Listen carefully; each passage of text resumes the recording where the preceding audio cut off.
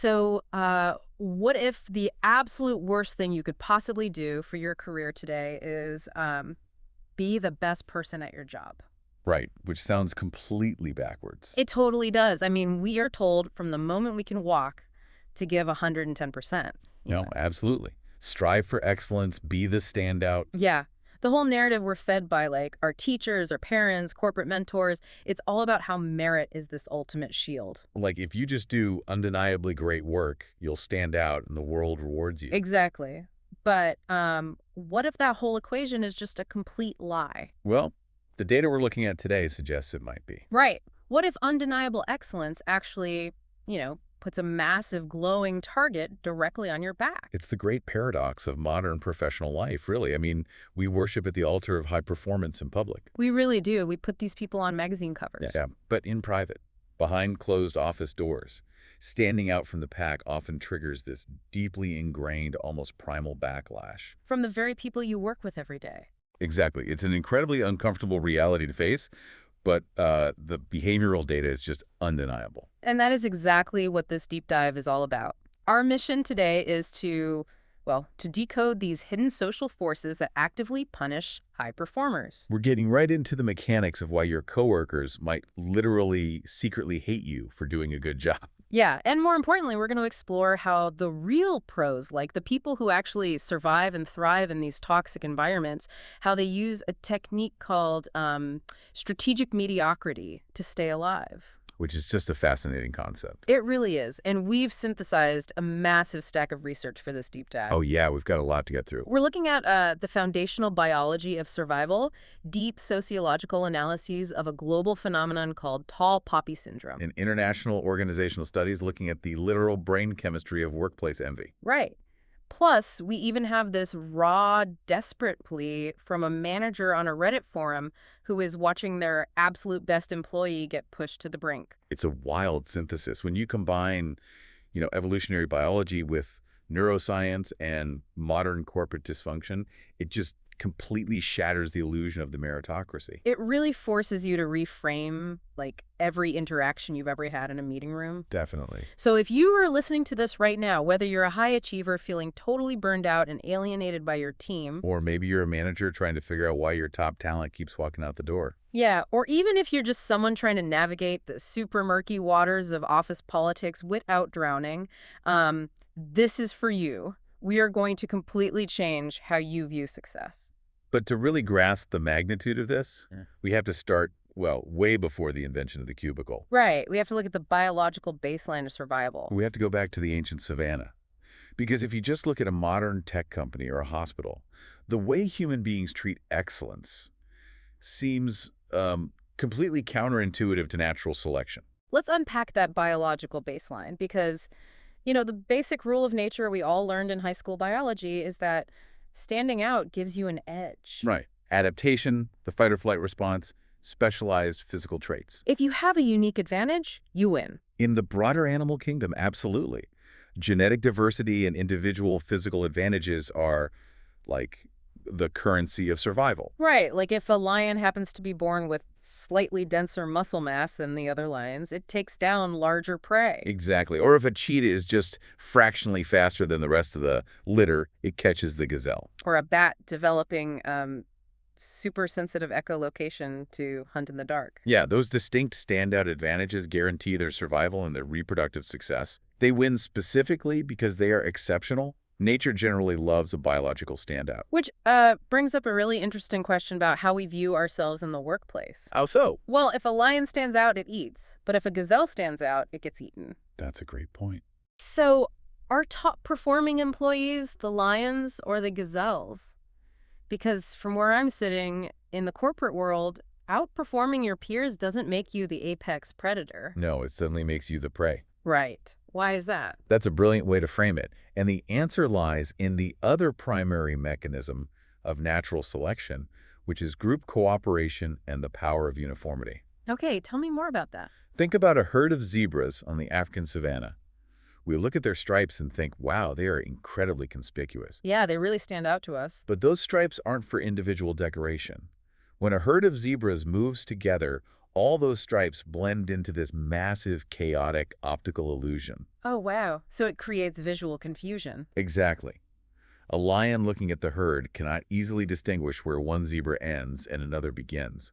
It makes it incredibly difficult to single out a target. So the survival of the zebra depends entirely on blending in. It depends on uniformity. Precisely. So if one zebra decides it wants to be, I don't know, exceptional and paints itself neon pink to show off how fast it is, The visual confusion is broken. The lion locks onto the pink zebra immediately, and it gets eaten. The exceptional zebra is a dead zebra. man, that is bleak. It is. And this is where we have to contrast natural evolution with cultural evolution. Right, because humans aren't zebras. We're apex predators, yes. We are, but fundamentally, we are highly, highly social creatures. For hundreds of thousands of years, our survival in harsh environments didn't depend on one person being a lone superhero. It depended on group cooperation, altruism, social harmony. Exactly. We survived the ice ages and predators because the pack stayed together, shared resources, and maintained an egalitarian structure. So the pack survives, but the lone wolf dies. Right. So if you take that ancient, hardwired pack mentality, forged over millennia of trying not to starve, And you drop it into a modern organizational structure on a Tuesday morning, like an accounting firm or a university. yeah, and one individual starts significantly outpacing the group. It triggers a primal alarm. Exactly. The group does not consciously look at that high performer and think, wow, what a great asset to our quarterly earnings. No, subconsciously, they see a threat to the established social harmony. Right. The high performer is disrupting the visual confusion of the herd. They are standing out. The neon pink zebra. Yes. And so the pack reacts defensively. The instinct is to neutralize the threat, to bring that person back down to the baseline, to preserve the egalitarian order of the group. I mean, think about the last time you knocked a project completely out of the park. You put in the extra hours, you delivered a flawless presentation, you saved the company a massive amount of money. You expect a parade? Exactly. You walk into the office the next day expecting a parade. But instead, you walk into the break room and feel this weird, icy chill from your coworkers. No applause. No congratulations. Just passive-aggressive silence. Or suddenly you realize you were left off the calendar invite for the team lunch. That chill you felt. That is the evolutionary pack turning on you. That is the herd trying to force you back into the visual uniformity. And what is so striking to me is that this isn't just a quirk of one specific bad office environment, right? Not at all. This biological imperative has been codified into global cultures for thousands of years. Okay, let's unpack this, because that's the part that really blew my mind. Mhm. This is a globally recognized, meticulously documented sociological phenomenon. Yeah, and the overarching term for it is tall poppy syndrome. Right. Yeah. And the historical origin of that phrase is just incredibly cinematic. It really feels like something out of a prestige television drama. The metaphor originates around 500 BC. So we're talking ancient Rome. Yep, the Roman king, Tarquinius Superbus, had just captured a neighboring city called Gabii. His son, who was commanding the forces there, sent a messenger back to the king asking a very strategic question. Right, he asks, what should I do with the leading men, the most prominent citizens of this captured city? And the king doesn't write a letter back. He doesn't say a word. Which is so dramatic. Very. According to the historian Livy, the king simply took the messenger into his garden. He picked up a stick, and as he walked through this field of poppies, he silently began swinging the stick. Just deliberately cutting the heads off the tallest poppies in the field. Exactly. Snapping the blooms off anything that grew higher than the rest of the crop. It's such a chilling visual. The message is completely unambiguous, right? Remove the threats. Remove anyone who stands out, anyone who has influence, anyone who rises above the baseline. And that agricultural metaphor, this idea that the flower growing taller than the uniform height of the field is the most vulnerable to the scythe, it's evolved into a robust sociological concept. Used all over the world, yeah, to describe the social leveling of high achievers. The taxonomy of this across different cultures is wild. I mean, if you go to Australia and New Zealand, it is a deeply entrenched part of the national vocabulary. They literally call it tall poppy syndrome. Yeah, it's this cultural habit of aggressively cutting down high achievers, politicians, celebrities, business leaders, just to maintain a strict sense of egalitarianism. The prevailing sentiment is very much, who do you think you are? Right. And then if you move over to Scandinavia, you find an even more formalized version, right? Yes, called the Law of Jante, or Jante Law. This actually stems from a 1933 novel by a Danish-Norwegian author named Axel Sandemos, but it captured the cultural zeitgeist perfectly. It's essentially a set of unofficial cultural rules dictating absolute conformity. Yeah, there are 10 rules, and the very first one is literally, you are not to think you are anything special. That is so heavy. The other rules follow suit.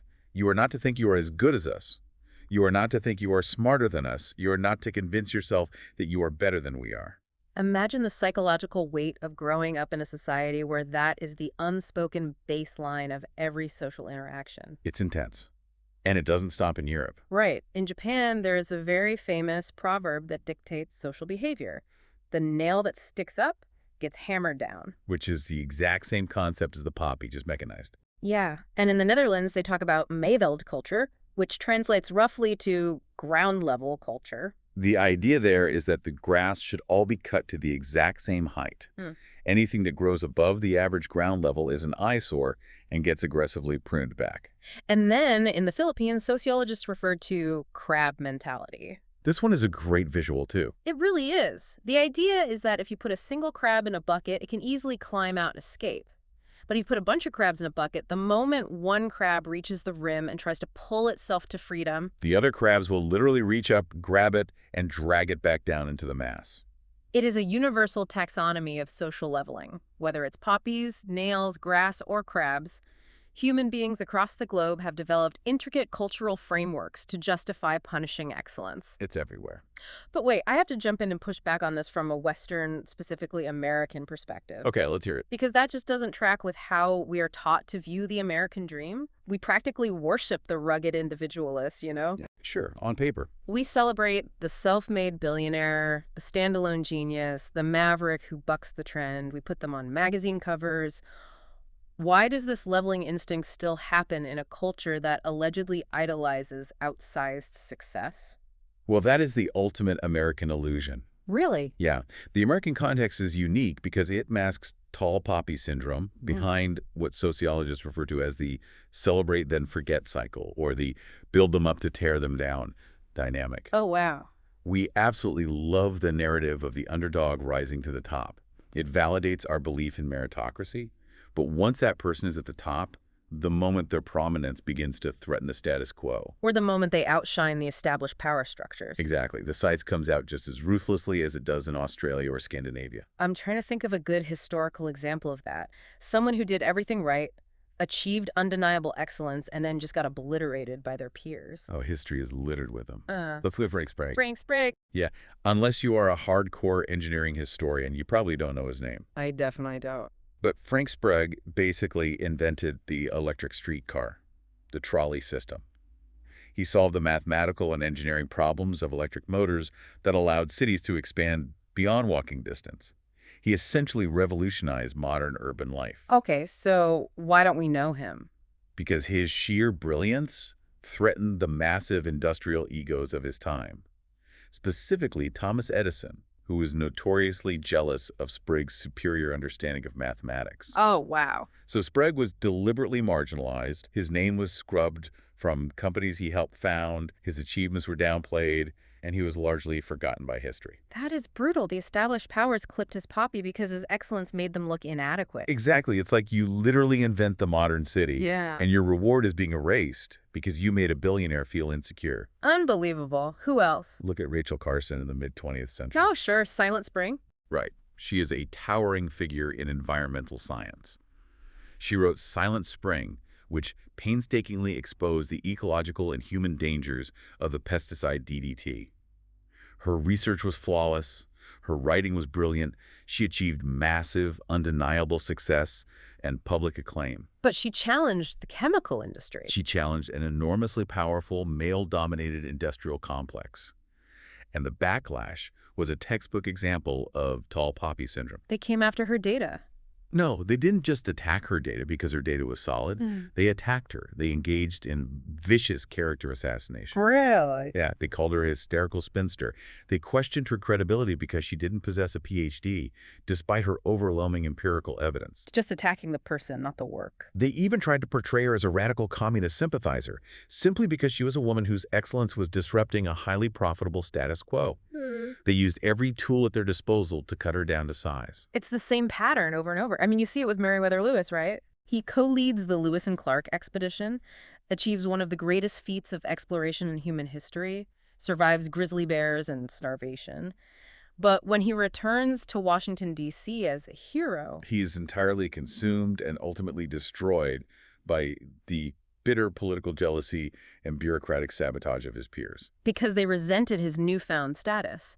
Or Philip Henry Goss in the 19th century, a brilliant naturalist whose career was effectively tanked by the bitter professional jealousy of his contemporaries who felt he was gaining too much popular influence. The clothing changes, the culture changes, but the mechanism remains identical. Yeah. Whether you are navigating a collectivist culture in Southeast Asia that overtly prioritizes harmony, or an individualistic culture in North America that claims to worship merit, penalizing excellence is a universal defensive group mechanism. Because if you rise too high, you inherently make the rest of the field look short by comparison, and the field will resent you for it. So here's where it gets really interesting to me. If everyone's brain is secretly lighting up with resentment when the top performer walks in the room, what is actually happening under the hood? You mean biologically? Yeah. Why does someone else's success make us so profoundly, irrationally angry? We know it happens historically, but the neurological mechanics of why it happens are honestly terrifying. They really are.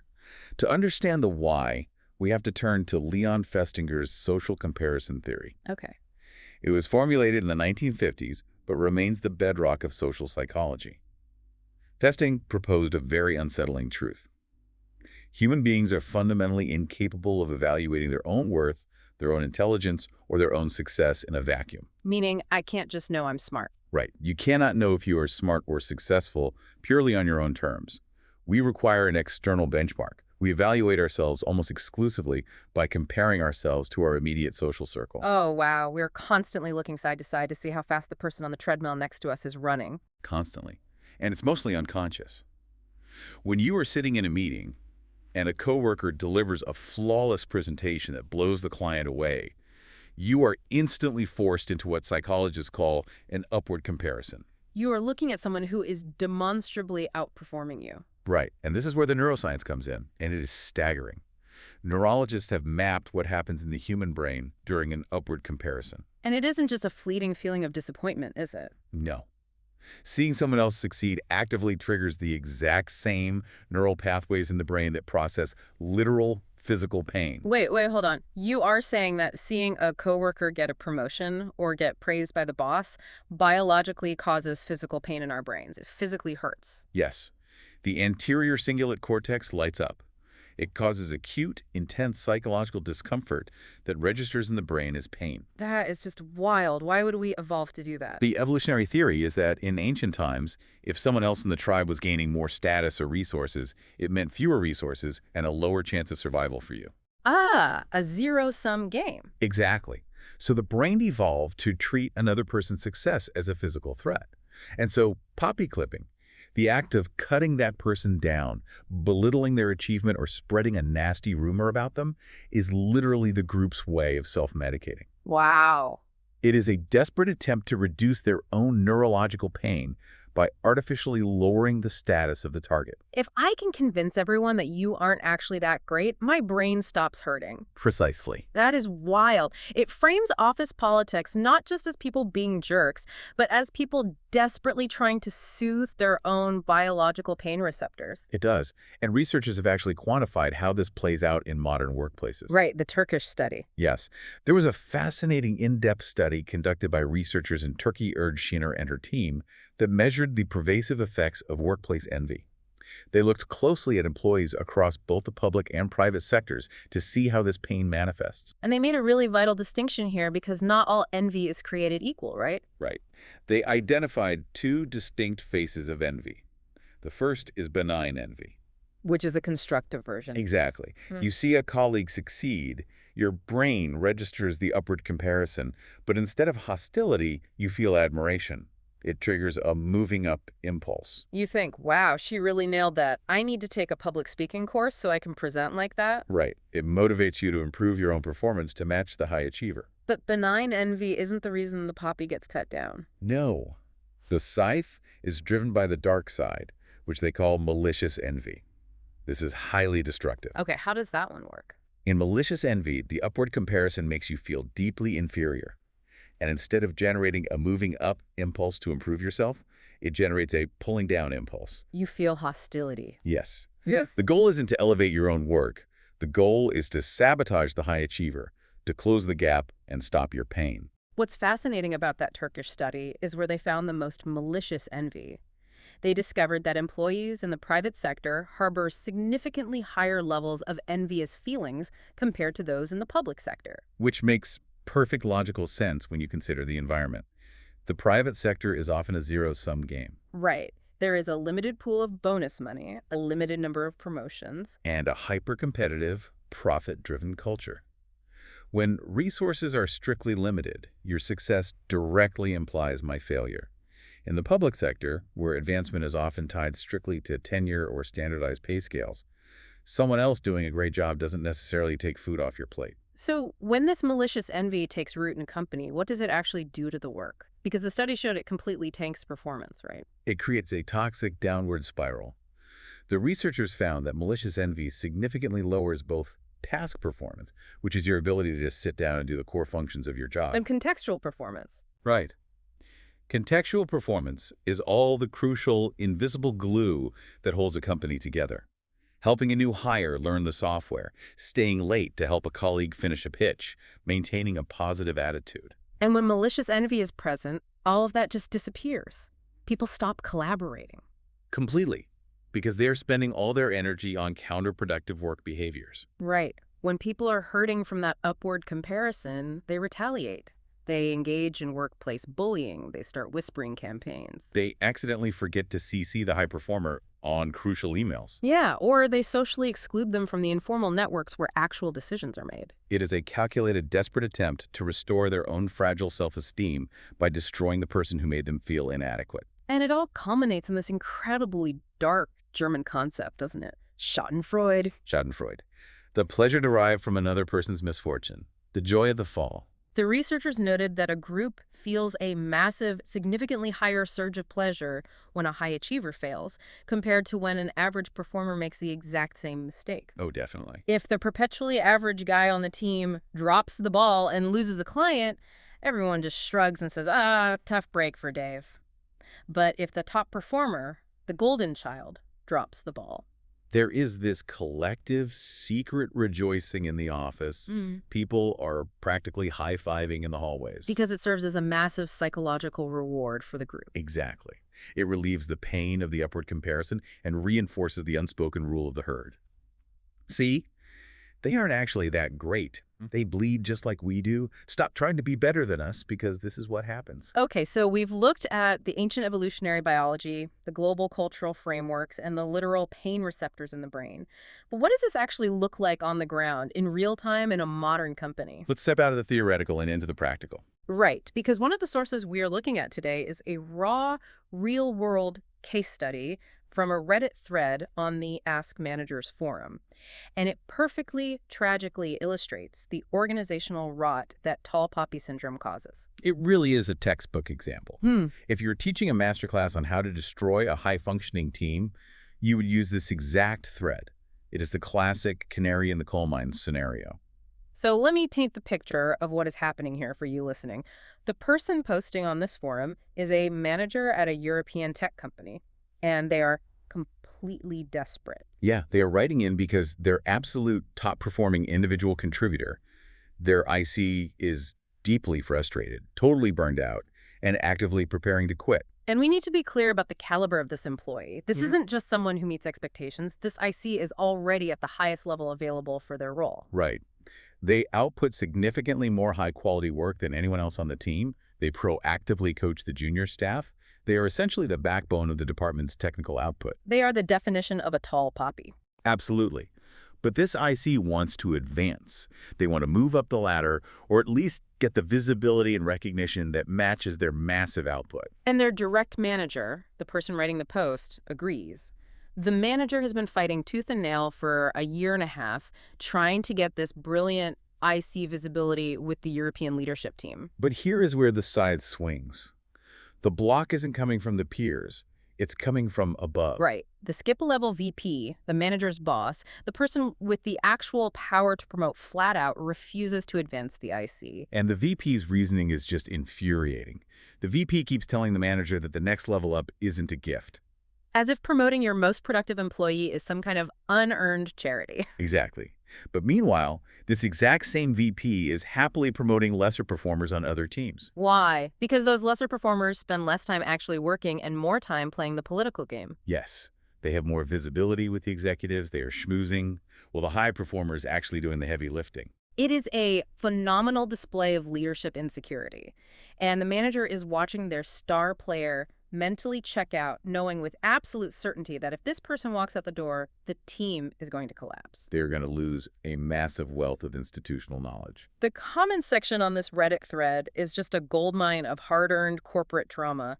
People are chiming in, warning the manager that this isn't just about losing one person. Right, one commenter wrote this brilliant line: "Never underestimate a team member who others see as their canary in the coal mine." That is profound. The high performer isn't just an asset, they are a barometer for the cultural health of the entire organization. Another commenter shared a personal horror story that perfectly mirrors this. They talked about working at a company that had a legendary 10x employee. One of those rare people who truly does the work of 10 engineers. Yes, management was repeatedly warned that this guy was burning out, that he was being taken for granted, and that he was frustrated by the politics. But management arrogantly ignored the warnings. They assumed he would never leave. Finally, the guy snaps and quits. Management acts completely shocked and betrayed. And what happened to the company? Within months, the entire team decimates. A massive wave of resignations follows. Projects grind to a halt because that single high performer was the load-bearing pillar holding the whole infrastructure together. Once the other competent employees saw how the best among them was treated, they realized the game was rigged and they bailed. If we look at this through the lens of pure organizational cost, this is the slow, agonizing death of a company caused by tall poppy syndrome at the leadership level. High performers eventually leave because they realize they aren't in the club. The VP in the Reddit scenario isn't looking for excellence. They are deeply threatened by pure competence. They prefer to promote people who are politically compliant, who stroke their ego, rather than individuals who are genuinely exceptional and might challenge their authority. I understand the manager's frustration, but I have to play devil's advocate here. Sure. If this top performer is so genuinely amazing, so highly skilled, why on earth are they staying? Shouldn't they just polish up their resume, walk across the street to a competitor, and get a 30% pay bump? It's a fair question. Why suffer in an environment that actively refuses to sponsor you? I mean, is this management team purposely managing for mediocrity? Consciously or unconsciously, yes, they are actively managing for mediocrity. They are pruning the garden. And to your point, the rational, logical advice for the individual IC is absolutely to leave. Flee that environment immediately. Right. But from the perspective of the company, the cost of letting that happen is catastrophic. When a tall poppy is forced out by envy or poor leadership, you don't just lose a pair of hands, you lose intellectual capital. There was that really sobering parallel to the healthcare industry in the research, wasn't there? Yes, to illustrate this exact point, imagine a highly experienced, top-performing veteran nurse working in an intensive care unit. This nurse knows the doctor's quirks, knows how to spot a crashing patient before the monitors even alarm, and mentors the new grads. But because she is so competent, she triggers malicious envy among the other staff. Right. They start bullying her, Yeah. excluding her, undermining her. So she leaves. And the hospital just hires a new grad to replace her. Exactly. The hospital thinks, no problem, a nurse is a nurse. Yeah. But the loss of that specific nursing intellectual capital has literal life and death consequences. Patient outcomes drop, medication errors increase. The financial stability of the unit is compromised because they lose efficiency. When corporate leadership allows a tall poppy to get clipped by jealous peers or insecure middle managers, they aren't just losing a worker, they're actively dismantling their own future capabilities. So logically, we assume that if you are a high performer and you are being bullied, envied, excluded, and blocked by management, your work performance is going to absolutely tank. That's the assumption. You're going to get depressed, stop caring, and your output will drop to zero. That makes intuitive sense, right? It was the prevailing theory in organizational psychology for a long time. But this brings us to one of the most counterintuitive, surprising pieces of data in our entire stack of research. I had to read this section 3 times to make sure I was understanding it correctly. This comes from a rigorous academic study conducted in the Philippines, led by researcher Joanna Rose Sanchez. Yes, looking specifically at faculty and staff at the Systems Plus College Foundation, or SPCF. This is a crucial context, isn't it? The Philippines is a strongly collectivist culture. Very much so. There is a high premium placed on pakikisama, which is the cultural value of maintaining smooth, interpersonal relationships and group harmony. It is an environment where the crab mentality we discussed earlier is a known and powerful force. Right. So Sanchez sets up this study to measure the exact impact of tall poppy syndrome on employee performance. The hypothesis was very straightforward. If you are the victim of tall poppy syndrome, if you are being bullied and resented for your success, it will negatively impact your performance in 4 key areas. Right. Decision-making abilities, problem-solving skills, internal service quality, meaning how well you help your colleagues, and your creativity. You get bullied, your brain hurts, your work suffers. A perfectly reasonable hypothesis. But the results completely shattered the established literature. The data showed that being a target of tall poppy syndrome did not have a significant negative effect on decision-making. It didn't significantly ruin their problem-solving skills. But here's the massive twist.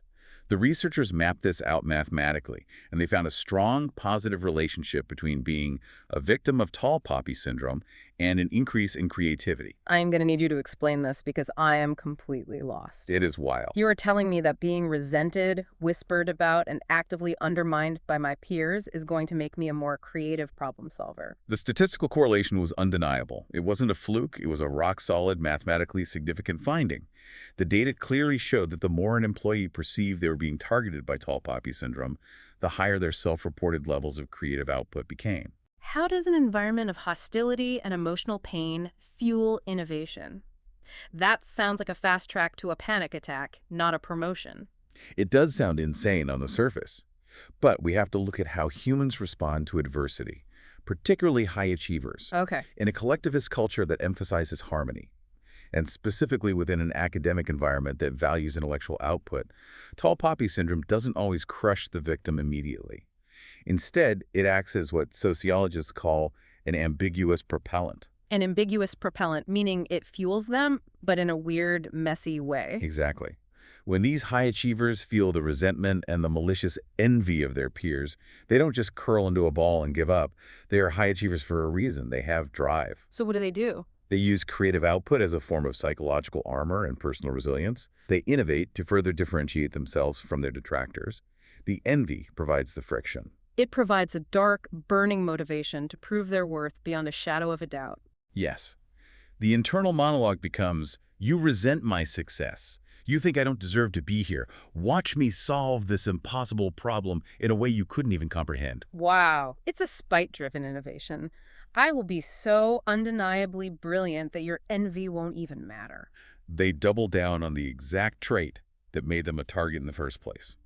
They use their excellence as a shield against the group's hostility. Okay, part of me thinks that sounds incredibly badass, like a superhero origin story. You forge your brilliance in the fires of your haters. It does sound cool, but practically speaking, it is extraordinarily dangerous, and we have to be extremely careful not to romanticize it. Right. A terrible manager might look at this data and think, great, if I let my team bully the top performer, I'll get more creative output out of them. Oh, God, yes. Let's foster a toxic environment to boost quarterly innovation. Exactly. It is a recipe for disaster. Because what the study is actually describing is a trauma response. Relying on social trauma to drive creativity is fundamentally unsustainable. The achiever is burning the candle at both ends. They are expending massive amounts of cognitive energy doing their job at a high level, and expending an equal amount of emotional energy defending themselves from their peers. Eventually, the armor cracks. The sources explicitly warn that this ambiguous propellant inevitably leads to severe, devastating long-term consequences. We're talking about severe burnout, clinical anxiety, deep depression, and literal physical illness. Yeah, the text mentions chronic insomnia, digestive issues, cardiovascular problems. And in many tragic cases, high achievers turn to substance abuse just to cope with the immense isolating pressure. And you'd think that eventually you reach a level of seniority or education where you are safe, right? Where your credentials prove your worth and the pack backs off. You'd think so. But the Philippine study specifically checked for that. They looked at whether an employee's education level, like having a master's degree or a PhD, moderated the effects of tall poppy syndrome. It offered zero protection. Zero. The data was clear. Having a doctorate doesn't insulate you from the scythe. It does not matter how many letters you have after your name or how universally recognized your expertise is. If you disrupt the social harmony of the group will come for you. Competence is not a shield. No, it's not. Which transitions us into an incredibly sobering, difficult reality. Yeah. Because while education and credentials do not change how the scythe swings, demographics absolutely do. They really do. The research shows that the tall poppy scythe does not swing equally. It swings much harder, much faster, and with infinitely more ruthlessness at specific groups of people, specifically women. The statistics on the gendered nature of tall poppy syndrome are staggering. They are impossible to ignore, and they completely reframe the conversation about workplace equality. We are drawing from a 2018 and 2023 tallest poppy reports here, right? Yes, we surveyed thousands of working women across various industries to understand their specific experiences with success and penalization. I need to read these numbers slowly because they genuinely stopped me in my tracks when I reviewed the sources. Listen to this. 86.8% of the women surveyed reported being penalized, criticized, or ostracized, specifically because of their success at work. Almost 87%. That is a massive majority. 70.7% reported being deliberately excluded from meetings or networking opportunities immediately after achieving a major milestone or promotion. Unbelievable. And 75% explicitly stated that being cut down actively impacted their productivity, their mental health, and their overall career trajectory. What women face in the modern workplace regarding excellence is a uniquely weaponized form of this syndrome. How is it different from men facing it? Well, when a man is a tall poppy, the group might resent his success. But when a woman is a tall poppy, she violates two norms at once. The norm of group uniformity and deeply entrenched gender expectations. This is rooted in what sociologists call the double bind. The impossible choice between being seen as competent or being seen as likable. Because apparently the culture dictates that a woman is not allowed to be both. Exactly. The double bind is a psychological trap. Think about the vocabulary we use in performance reviews. When a man is highly ambitious, decisive, speaks his mind, and drives aggressively toward success, he is almost universally praised. Right. The words used are leadership material, go-getter, visionary. He's a shark. He gets things done. Right. But when a woman exhibits the exact same behaviors, the identical level of ambition, decisiveness, and drive, she is penalized. The vocabulary shifts dramatically. She is labeled as too much, arrogant, abrasive, sharp-elbowed, or unprofessional. The tolerance threshold for a woman's success is significantly measurably lower than a man's before the group decides she has grown too tall and needs to be cut down to size. And the intersectional impact of this makes it even more severe. The sources note that for women of color, the scythe is practically resting against their necks from day one. Yes, because women of color face systemic low expectations right out of the gate due to entrenched racial biases. So when they completely shatter those low expectations and perform with sheer, undeniable excellence, the backlash isn't just standard envy. It is deeply aggressive. It is an aggressive, punitive reassertion of the status quo, the cognitive dissonance of the group, seeing someone they subconsciously expected to remain at the bottom, suddenly rising to the top, triggers an intense backlash. The text mentions incredibly painful examples of this. It manifests as severe microaggressions that challenge their basic credibility. Right. The research cites successful, high-performing women of color who are executives or lead researchers literally being confused for custodial staff or administrative assistants by their peers, despite being the highest performers in the room. It's a deliberate tactic to strip them of their earned status. But I want to ask a pointed question here. Is this just standard run-of-the-mill workplace sexism and racism, or is tall poppy syndrome operating as a specific weaponized tool in these instances? Because it feels like a very targeted mechanism. It is highly weaponized, but what is crucial to understand, and what makes this so complex, is that the perpetrators of this sighting are not exclusively men. Ooh. The data from the tallest poppy reports shows that women frequently describe being diminished, excluded, and cut down by their female peers and female superiors just as often. Lateral aggression. Yeah. Women cutting down women. Yes. It is a systemic enforcement of the established order. Tall poppy syndrome is ultimately about protecting the hierarchy of the herd. Right. When any historically marginalized group disrupts the expected hierarchy by achieving outsized success, they are met with maximum social leveling from all sides. The primal group instinct to maintain the comfortable, known uniformity overrides any sense of demographic solidarity. The sources even extend this concept into the political sphere, which I found fascinating as a purely sociological observation. Yes, they looked at voting behavior. Right. The text cites an analysis of female voting behavior in the 2016 U.S. presidential election. And I want to be completely clear to you listening. We are looking at this strictly through the lens of the sociological data provided in our sources. We are absolutely not taking a political stance here. Right, this is a clinical observation of social dynamics on a macro scale. The analysis suggested that some women who were outside the traditional workforce were actually statistically more likely to vote against Hillary Clinton, a female candidate, specifically due to the subconscious mechanisms of tall poppy syndrome. Exactly. The logic being a desire to lop the competition, to cut down the ultimate tall poppy. Yes, it's a massive extension of that social leveling instinct. The sociological theory suggests that individuals in roles that are historically less publicly celebrated may experience deep negative feelings, that exact malicious envy we discussed earlier, towards someone from their own demographic who is attaining a highly prominent, historically unprecedented position of power. The subconscious impulse is to cut the tall poppy down before it reaches the sun, regardless of shared demographic traits. It is the crab mentality playing out on a national stage. It just shows how incredibly deep and pervasive this psychological wiring is. It overrides logic, it overrides shared interests, it overrides solidarity. It's powerful stuff. So let's take a breath and look at where we are. We know the biology is against us. We know global culture actively designs systems to punish us. We know our coworkers' brains literally register our success as physical pain. And we know that if you are a woman or a minority, the backlash is magnified tenfold.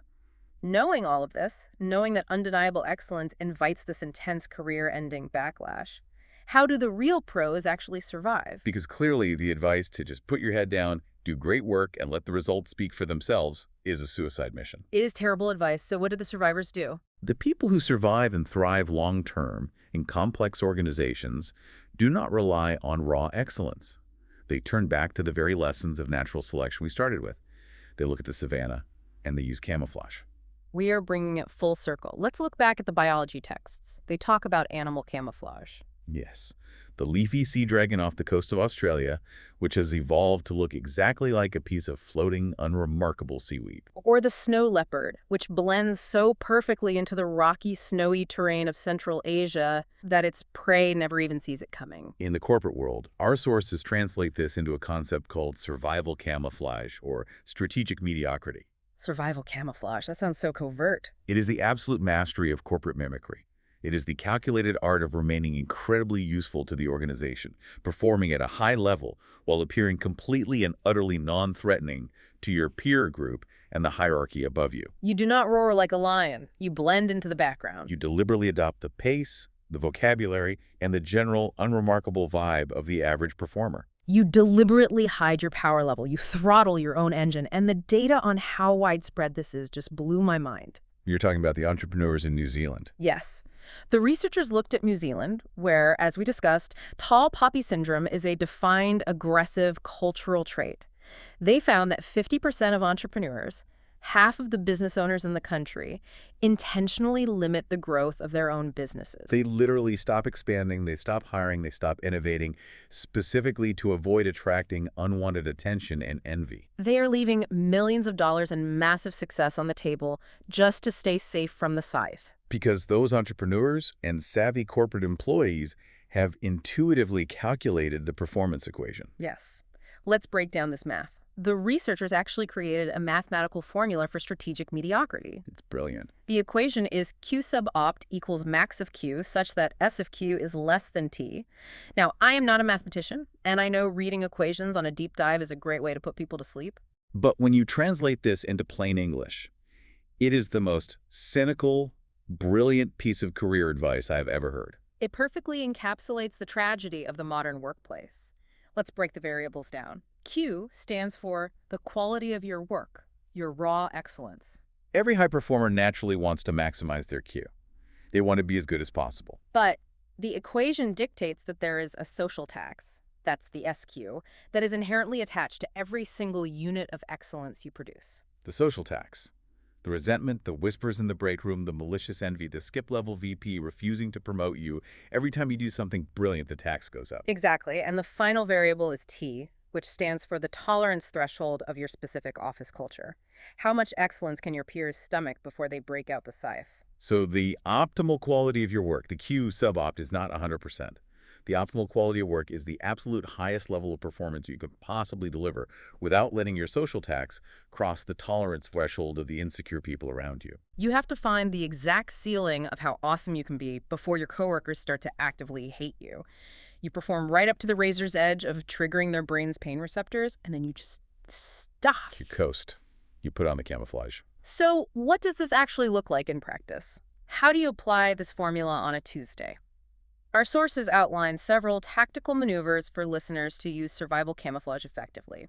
First is strategic visibility. Meaning you make very conscious, guarded decisions about when and where to share your achievements. You never brag. You never humble brag. If you finish a massive project 2 days early, you don't announce it to the team. You sit on it and you turn it in 1 hour before the deadline, just like everyone else. Quiet competence is significantly safer than bold, loud visibility. The second tactic is atoning for excellence. Now, this one feels a little gross to me, but logically, I get why it works. The idea is that when you do achieve something undeniable, you proactively share the credit with the pack, even if they didn't really contribute much. You overthink people. You play excessively humble to remain accepted. It feels gross, but structurally, it is brilliant. Think back to the neuroscience. Your excellence caused your coworker's brain to register physical pain. Right. By atoning for your excellence, by publicly saying, I couldn't have done this without Dave's incredible insights on slide 4, you are artificially triggering Dave's reward center. You are soothing his ego. You are neutralizing the threat. You are framing your personal success purely as a benefit to the group. If the herd believes that your sharp claws are being used to protect them rather than threaten them, they won't turn on you. Please don't hurt me. My brilliance is actually your brilliance. It's so manipulative, but so necessary. And finally, there is the wait to respond rule. When you inevitably do face criticism, or a jealous peer takes a cheap shot at you in a meeting to try and cut you down, you do not react immediately. You do not defend yourself with facts and logic right then and there. You wait a few hours or a full day to let the heightened emotional sensitivities of the room cool down. Because if you bite back immediately, if you outsmart them in the moment and prove them wrong, you just confirm their worst fear, that you are a dominant threat. You have to play the submissive role temporarily to let the camouflage work. So what does this all mean? I am synthesizing all of this and looking back at my own career, and it is entirely reframing how I view the people I work with. It's eye-opening, isn't it? It means that the people we think are just average in our offices, the ones who are perfectly dependable, who never rock the boat, who never pitch wildly innovative ideas, but always get the baseline job done. They might not be average at all. They might actually be absolute generational rock stars who have calculated the tolerance threshold of the office, and they are just terrified of us. They are the leafy sea dragons disguised as floating seaweed. They are surviving. And this is the ultimate tragedy of tall poppy syndrome. Every CEO in the world claims their organization is starved for innovation. They beg for out-of-the-box thinking. Yet, they actively preside over cultures that force their brightest, most capable minds to expend massive amounts of cognitive and emotional energy just hiding how good they actually are. Which means the burden of fixing this cannot fall on the high performer. The high performer is already exhausted. Leadership has to step up. Leadership is the only cure. And the sources outline exactly what functional, secure leadership must do to dismantle the scythe. First, leaders must implement zero-tolerance policies for tall poppy behaviors. That means lateral aggression, whispering campaigns, and peer bullying of high achievers are explicitly recognized and penalized. You have to fire the people holding the scythe. Exactly. Second, they need rigidly transparent, strictly merit-based promotion systems. The ambiguity of the gift promotion, like we saw in the Reddit thread, breeds malicious envy. If the metrics for success are objective and transparent, it is much harder for the group to argue that the high achiever doesn't deserve it. And finally, leadership must create safe, insulated reporting systems for high achievers who are facing backlash. They need a sponsor who will protect them from the herd. Because without these structural top-down protections, an organization is not just ignoring the problem, they're purposefully managing for mediocrity. They're choosing the comfort of the herd over the survival of the company. We are at the end of our deep dive today, and I know this has been a massive, somewhat dark amount of psychology to process. It's a lot to take in. We started by looking back at the ancient savannah, understanding how human beings are biologically wired at a cellular level to seek harmony, uniformity, and protect the pack at all costs. And we've traced how, in the modern fluorescent-lit workplace, that ancient survival instinct has mutated into a cruel, weaponized scythe that relentlessly cuts down our best, our brightest, and our most innovative people. We've learned that despite what the motivational posters say, excellence is not a shield.